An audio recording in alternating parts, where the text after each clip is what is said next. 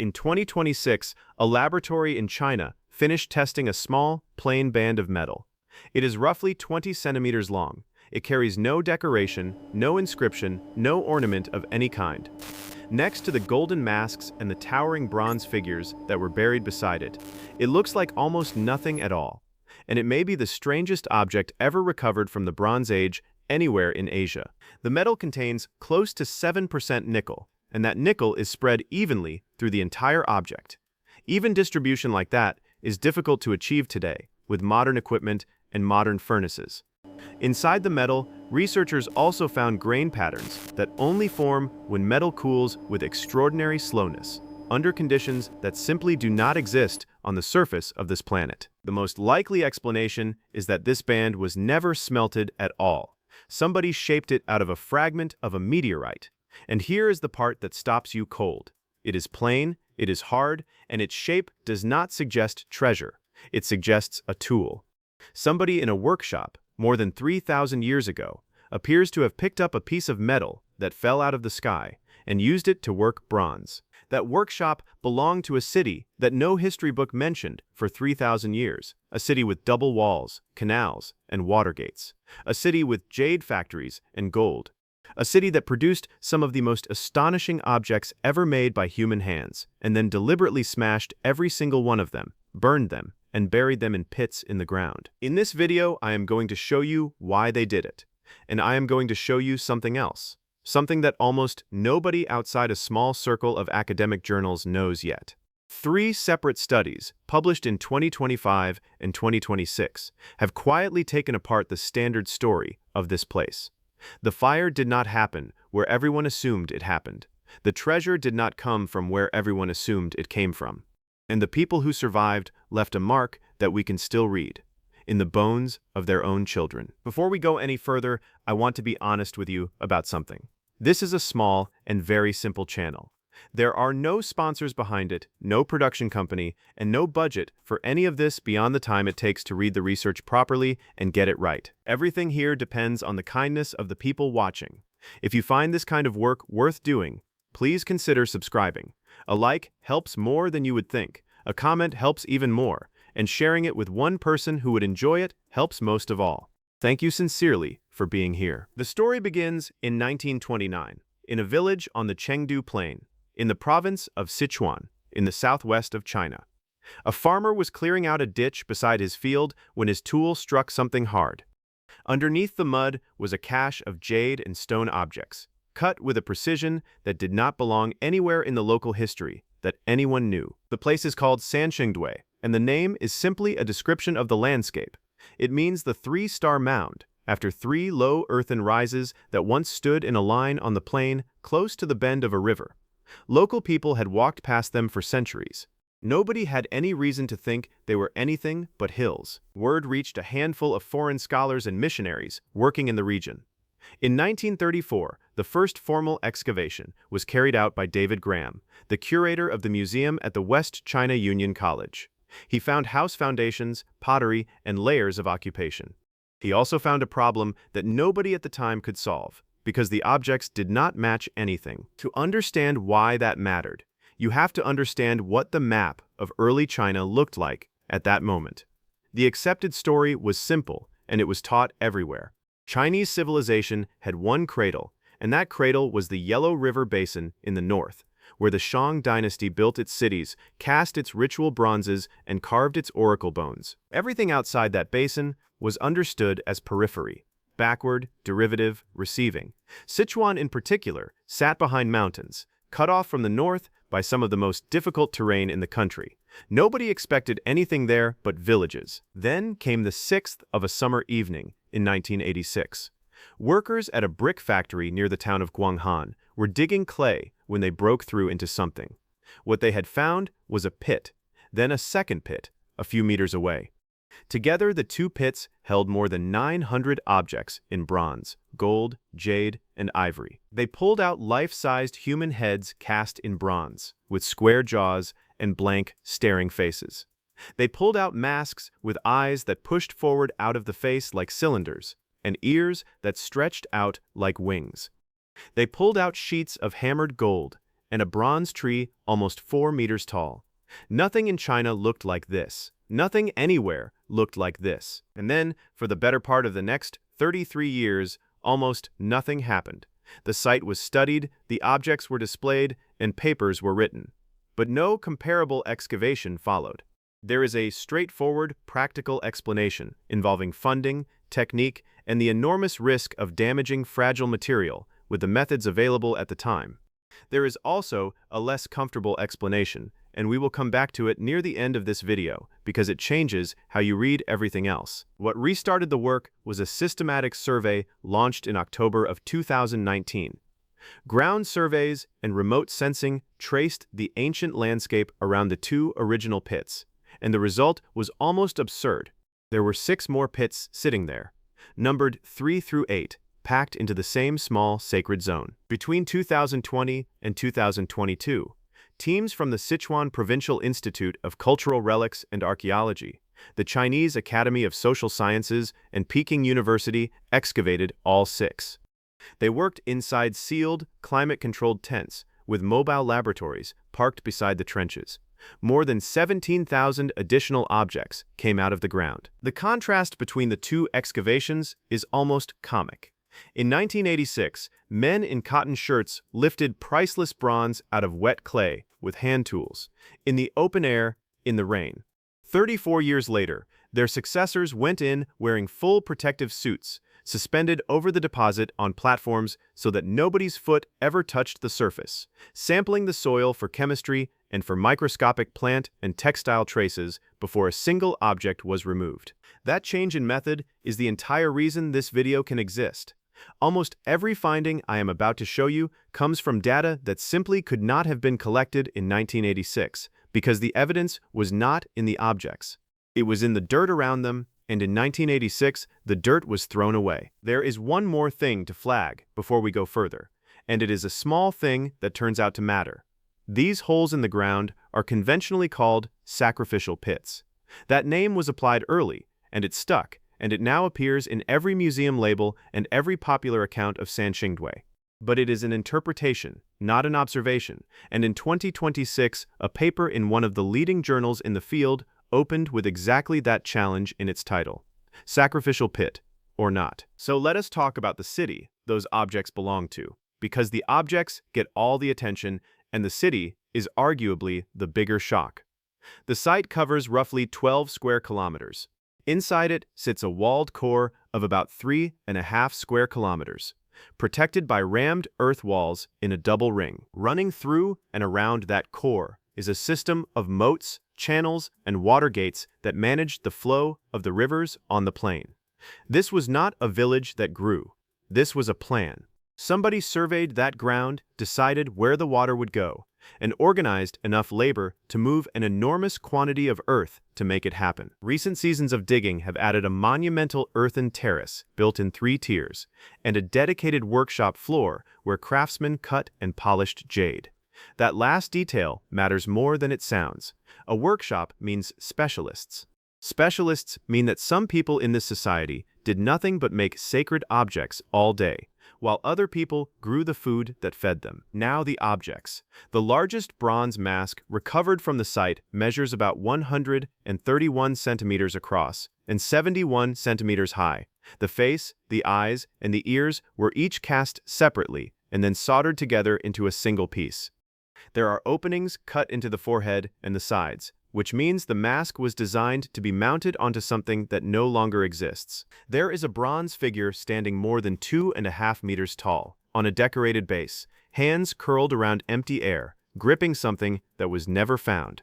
There is a tree of bronze nearly 4 meters high, hung with birds and fruit, understood by most scholars as an axis connecting the world of people to the world above. And then there are the objects that are simply bizarre. In pit number 8, excavators lifted out a creature 98 centimeters tall, part tiger and part dragon, covered in hook patterns. Virtual modeling later showed that this creature originally carried a kneeling human figure on its back. That kneeling figure was found in a completely different pit. Think about what that means for a moment. The people who buried this material took a single statue apart and put the pieces into separate holes in the ground. That is not panic. That is not looting. That is procedure. There were also more than 700 elephant tusks, whole and fragmentary, laid across the upper layers of the pits like a blanket. Elephants once lived in the subtropical basin of Sichuan, and their ivory was clearly one of the most valuable substances this society possessed. It was poured into the ground by the ton. Try to picture the landscape that implies, because it is nothing like the Sichuan of today. Warm, wet, heavily forested, threaded with marshes and slow rivers, and carrying enough wild elephants to supply hundreds of tusks to a single religious ceremony. The city we are talking about was not built on a plain of neat farmland. It was built at the edge of a subtropical wilderness, and it was rich enough to burn that wilderness as an offering. Then there is the gold, and the gold is culturally louder than almost anything else at Sanxingdui. Sheets of it were hammered thin and fixed with organic adhesive over bronze heads, turning them into golden faces. There is a mask of gold, and there is a scepter covered in engraved fish, birds, and human heads. This matters because gold was not what the northern Shang elite used to display power. Their language of authority was bronze vessels for food and wine, arranged in strict ritual sets. Here, in the southwest, somebody decided that the face of a god should be covered in a metal that never tarnishes. That is not a technical difference. That is a different idea about what divinity looks like. Microscopic analysis has also recovered something almost impossibly fragile from these pits: silk. Traces of woven textile, preserved in places by direct contact with corroding bronze, with the warp and weft structure still detectable. The objects were not simply thrown into the ground. Some of them were wrapped first, and scattered through the deposits are thousands of cowrie shells. Cowries come from the sea, and the sea is a long way from this valley. In much of the ancient world, they functioned as portable wealth, and their presence here means that a landlocked city behind a mountain wall was accumulating currency that had traveled to reach it. There is one more absence in these pits, and it is the one that surprises people most when they notice it. The Shang dynasty in the north practiced human sacrifice on a scale that is genuinely difficult to read about. Their royal tombs and ritual deposits contain the remains of victims in the hundreds. It was a central, documented feature of how their kings demonstrated power. At Sanxingdui, the pits contain animal remains, cattle and boar. What they do not contain is a confirmed human victim. Now, the soil on this plain is acidic and bone survives poorly in it, so absence of evidence has to be handled carefully here, and no serious researcher claims the question is closed. But the possibility sits there, and it is a large one. It is possible that a society we instinctively read as sinister, because of those staring faces and those burned offerings, was in one specific and important respect less brutal than the celebrated dynasty to its north. That is exactly the kind of question that gets asked far less often than it should. And in the middle of all of this, there is a silence that nobody has been able to explain. The Shang left tens of thousands of oracle bones covered in writing. This city, with its water engineering, its foundries, its workshops, and its wealth, left no readable sentence at all. A handful of isolated marks on pottery and blades, and nothing else. We can hold their gods in our hands, and we cannot read a single word they said about them. Now, because of the way those masks look, this site attracts a particular kind of story. You have almost certainly seen it: the bulging eyes, the huge ears, the flat golden faces, and the conclusion that these people were visited by someone from somewhere else. So let us deal with that properly, with evidence, and then move on to the parts that are genuinely strange. The first problem with the visitor theory is that the style is not unexplained. Chinese texts written centuries later describe a legendary first king of the Shu people named Sanxing, and they describe him as having eyes that protruded. The exaggerated eye is a religious sign, and it appears to mean sight that goes beyond ordinary human sight. It is not a portrait. It is a statement about what a god can see. It is worth pausing on how strange that connection is. The kingdom of Shu appears in later Chinese writing as half history and half legend, a line of early rulers with impossible attributes, recorded by authors who lived 1,000 years after the events and who almost certainly never saw any of this material. For centuries, those accounts were treated as folklore. Then archaeologists opened a hole in the ground near Quanghan and pulled out bronze faces with eyes pushed forward out of the skull. It does not prove the old texts are accurate history.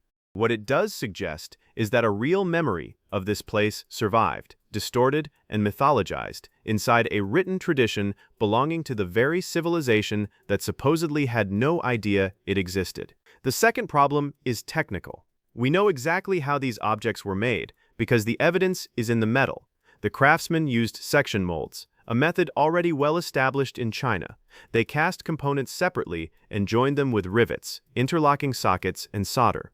The seams are visible. The repairs are visible. This is difficult, skilled, and entirely human work. The third problem is the one that actually settles it, and it has nothing to do with art. It is economics. In pit number 3, excavators found a kneeling bronze figure balancing a large ritual vessel on its head. Chemical and isotopic analysis showed that the figure and the vessel were made from different copper. The figure was cast from local ore from Sichuan. The vessel was cast from copper sourced in the Central Plains in the north. That single object is a receipt. It proves that Sanxingdui was trading with the same northern civilization it supposedly had nothing to do with, and that its craftsmen were combining foreign material with local material inside one sacred object. People who do business with their neighbors are not strangers from another world. They are neighbors. So the alien story is not just unsupported. It is smaller and duller than the truth. And if you are enjoying this kind of careful takedown where the evidence turns out to be more interesting than the myth, subscribing genuinely does help this channel keep doing it.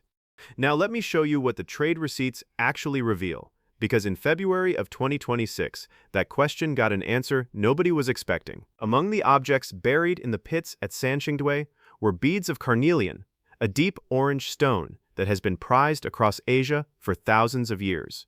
Carnelian appears almost nowhere else at the site. It shows up in the pits, in the sacred deposit, alongside the gold and the ivory, which tells you it belonged to the very top of this society. For decades, the assumption ran in one direction. Sichuan sits in the southwest. India lies to the southwest of that. Carnelian is famously associated with the ancient cities of the Indus Valley, so the story wrote itself.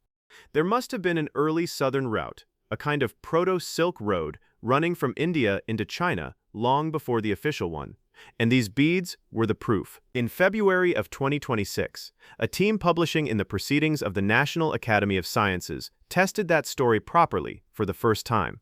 They built a geochemical reference database from 300 geological samples drawn from 27 potential source regions across Asia. Then they used laser ablation trace element fingerprinting to match 11 carnelian beads from the pits against that database, with better than 90% accuracy. The result points the wrong way. The raw material for those beads does not come primarily from southern China, and it does not point toward the Indus. It points north and northwest to the Yanshan mountain belt, to the Central Asian orogenic belt, and to sources that may sit near the Hexi corridor. That is more than 1,000 kilometers away, in the opposite direction from where everyone was looking. Sit with that for a second. The Hexi corridor is the narrow desert passage through which, 1,000 years later, the actual Silk Road would run.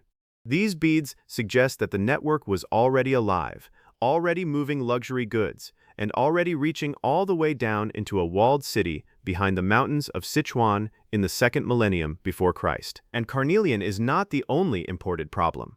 Bronze requires tin, and tin is rare. Sichuan is not an obvious source for the quantities this city was consuming, and the question of where the Chinese Bronze Age got its tin remains genuinely unresolved in the specialist literature. Whatever the answer turns out to be, the direction of travel is clear, which brings us to a conclusion that is far more uncomfortable than any story about visitors from the sky. Sanxingdui, this magnificent, independent, self-confident religious capital, could not exist on its own. Its bronze depended on foreign tin.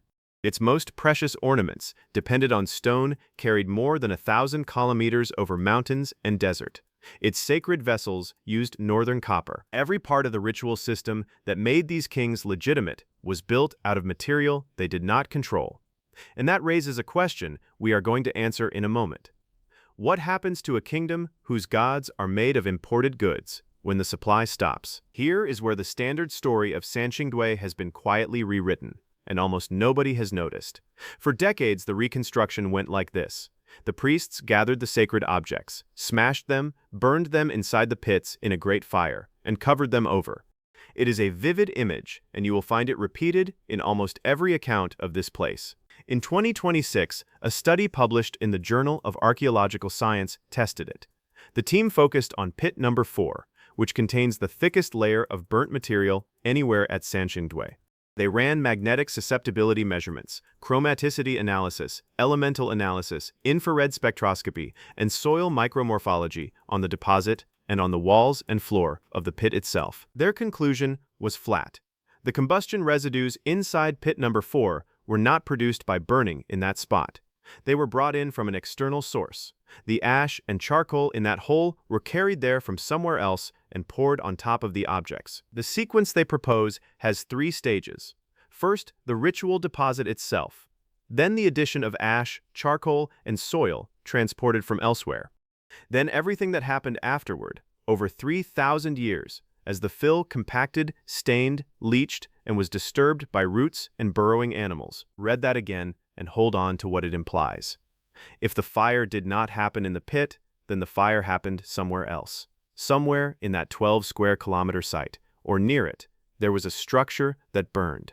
A temple, a hall, a treasury, something.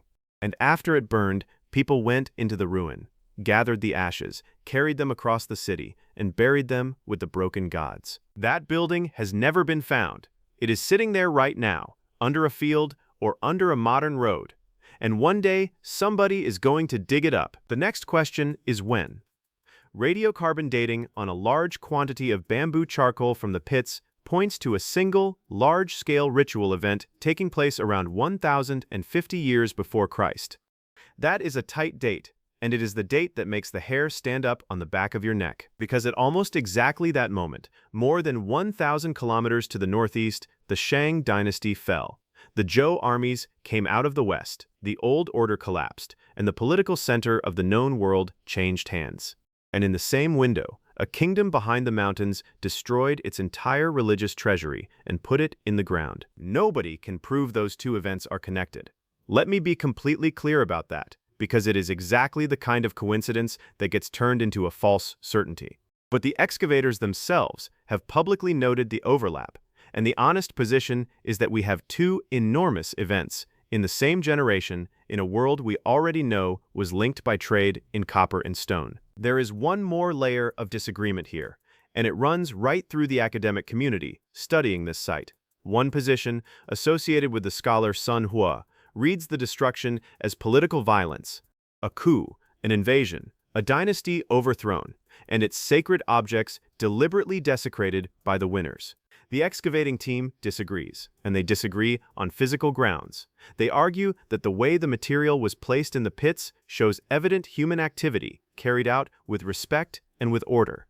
Objects arranged in layers, ivory placed on top. Statues taken apart and distributed across separate holes with clear intent. In their reading, this is conscious ritual, not the aftermath of conflict and war. Both readings are defended by serious people looking at the same material. I am not going to pretend to resolve it for you. What I will say is that the ordered placement is hard to argue with, and that a defeated enemy's treasure is usually melted down or carried away, not carefully composed and covered. There is also a detail that complicates the neat picture of one single ceremony. Analysis of the pits suggests that pits 1 through 4, 7, and 8 belong to the same late Shang window, but pits 5 and 6 may date to the early Zhou period, decades later, and the ritual activity associated with them may have been different in kind. So this may not have been one night. It may have been a process carried out over more than a lifetime, as a religious system was dismantled piece by people who knew exactly what they were doing. Whatever happened, the outcome is not in doubt. The Great Walls stopped being maintained. The monumental bronze castings stopped, completely and permanently. The population moved about 40 kilometers south, to a site we now call Jinsha, on the edge of modern Chengdu. Jinsha inherited the jade traditions, the religious imagery, and the elite structure of its parent, but it never again produced anything on the scale of those masks and those trees. A civilization did not die at that moment, and Sanxingdui was not destroyed by an enemy. Something more specific died: the ability or the willingness to build gods that large. For most of the history of research at Sanxingdui, that was where the story ended, because the story was always told through kings, priests, and treasure. In 2026, that changed, and it changed in a way I find genuinely moving. A study published in the International Journal of Archaeology carried out the first stable isotope analysis of childhood feeding practices in the culture that came immediately after this collapse, a phase running from roughly 3,100 to 2,800 years before the present. The researchers set that new data alongside existing isotope work covering the region from the late Neolithic through the Bronze Age. Isotopes in bone record what a body ate while it was growing. And what the results show is that the feeding patterns of young children in that period changed, compared with both the phase before it and the phase after it, with a significant reliance on millet. That is a subsistence shift, and subsistence shifts are not decorative. They mean that the mix of crops a community depended on to raise its children moved. Whatever happened to this kingdom did not stay in the temple precinct. It reached down through the whole structure of daily life, into what mothers fed their babies. We now have 3 independent lines of evidence pointing the same way. The ritual system was shut down deliberately. The imported materials that made that ritual system possible were coming from over 1,000 kilometers away, and the people who lived through it ate differently afterward. You are free to assemble those into a story. Mine would run something like this, and I want to flag clearly that it is an interpretation and not an established finding. A religious capital built its authority on materials it did not produce. That authority became unsustainable, and rather than watch it decay, the people who held it closed it down formally, respectfully, and permanently, and then walked south to build something smaller. I promised earlier to come back to the 33-year gap and to who pays for archaeology. This is the least comfortable part of this video, and I want to handle it carefully, because it is easy to do badly. Here is the documented fact. In April of 2019, the propaganda department of Sichuan province implemented what was called the Ancient Shu Civilization Protection and Inheritance Project. That initiative is directly connected to the round of excavation that followed, the one that produced 17,000 objects and every major finding in this video. The interpretive frame that emerged from that work is usually summarized in Chinese archaeology as unity in diversity. The idea is that Chinese civilization did not have one cradle in the north, but grew from many regional cultures interacting and merging over thousands of years. On the evidence, that reading looks correct. Sanxingdui really does destroy the single cradle model. It is also, and there is no polite way around this, an extremely convenient conclusion for a modern state that governs an enormous and diverse territory and would very much like its provinces to understand themselves as ancient contributors to a single, shared story. I want to be precise about what I am and am not saying. I am not saying the science is false. It is excellent science published in the Proceedings of the National Academy of Sciences in Antiquity and in the Journal of Archaeological Science, and reviewed by scholars around the world. The dating is sound. The isotope work is sound. The geoarchaeology is sound. What I am saying is that funding decides which questions get asked everywhere on Earth, and that a viewer is entitled to know who funded these ones. The most useful outside reference point here remains the work of Lothar von Falkenhausen on the external connections of Sanxingdui, which is still cited in the Chinese papers of 2026, and which has always pushed harder on the question of how independent this kingdom really was. So what is still missing? The list is longer than what we have. We have never found the royal tombs, decades of excavation across 12 square kilometers, and not one confirmed, undisturbed burial of a ruler. We do not know how these kings were laid to rest, or where, or whether they were buried at all. We have never found the building that burned. We know now that the ashes came from somewhere, and we have no idea where. We have never read a word of their language, and it is entirely possible that there is nothing to read, that this was a complex state that simply never developed writing, which would make it one of the most important exceptions in the human record, and there is a number that should be in every account of this place and almost never is. The sacred zone where all 8 pits were found is a tiny fraction of the site. the overwhelming majority of those 12 square kilometers has never been excavated at all. Everything you have heard in this video, every mask, every theory, every argument between scholars, comes from a patch of ground you could walk across in under a minute. Which means the honest summary of Sanxingdui in 2026 is not that we have solved it, and not even that we have half solved it. It is that we have opened one drawer in a building full of them, and what was in that drawer was enough to rewrite the early history of the largest country on Earth. And here is the last thing, which I think about more than any of the rest. The treasure itself is dying. The gold masks are suffering intergranular corrosion, breaking apart along the boundaries between the grains of the alloy. The ivory needs active microbial control or it decomposes. The meteorite band is in fragile condition after thousands of years of corrosion, and it is being held under controlled conditions to slow the damage. Researchers would still like to identify exactly which type of meteorite that metal came from, but further testing may have to be limited, because the tests that would answer the question would consume the object. A piece of metal fell out of the sky, was picked up by someone in the Bronze Age, was buried by their descendants, waited 3,000 years in the dark, and may keep its last secret permanently, because the only way to learn it is to destroy it. That is where the honest answer sits right now. Not aliens, something far better. A sophisticated, wealthy, connected kingdom that we can measure, weigh, date, and analyze in extraordinary detail and still cannot fully explain because the people who built it never told us anything. Thank you for watching all the way to the end. That genuinely matters, and I do not take it for granted. This is a small and simple channel with no sponsors and no team behind it, and it grows only when the people who watch decide to help it grow. If this was worth your time, please consider subscribing so that the next one reaches you. Leave a like if you found it useful, because it changes how many people ever see this. And if you have a thought about which explanation you find most convincing, the ritual closure or the political violence, put it in the comments. I read them, and the discussion under these videos is consistently better than the videos themselves. If you know one person who would enjoy this, sharing it with them helps more than anything else on this list. Thank you sincerely for your support, and I will see you in the next one.